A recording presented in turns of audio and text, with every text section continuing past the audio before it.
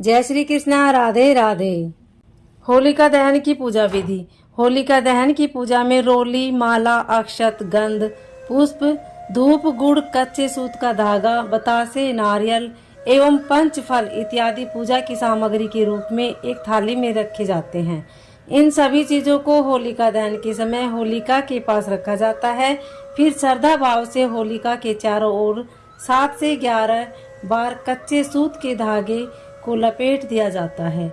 होलिका दहन के बाद सभी सामग्रियों को एक एक करके होलिका में आहुति दी जाती है और फिर जल में अर्घ्य प्रदान किया जाता है।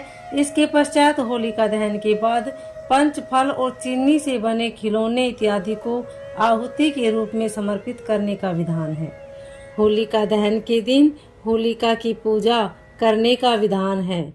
धार्मिक मान्यताओं के अनुसार इस दिन भक्त प्रहलाद को जलाने वाली होली खुद ही अग्नि में जल गई थी, जिस कारण इस दिन होलिका दहन किया जाता है।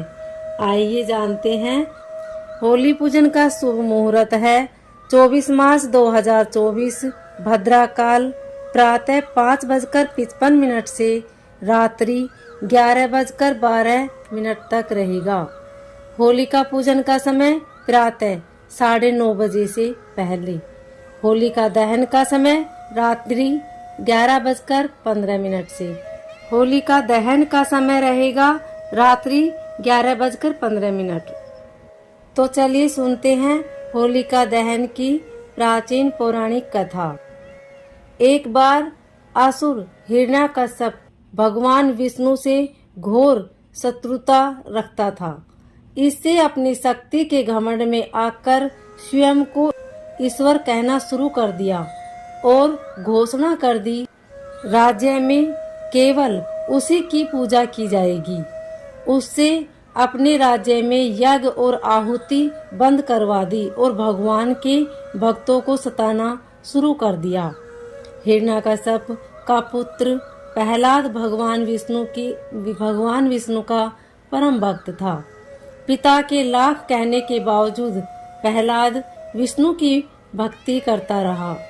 असुराधिपति हिरण्याकश्यप ने अपने पुत्र को मारने की भी कई बार कोशिश की, परंतु भगवान स्वयं उसकी रक्षा करते रहे और उसका बाल भी बाका नहीं हुआ।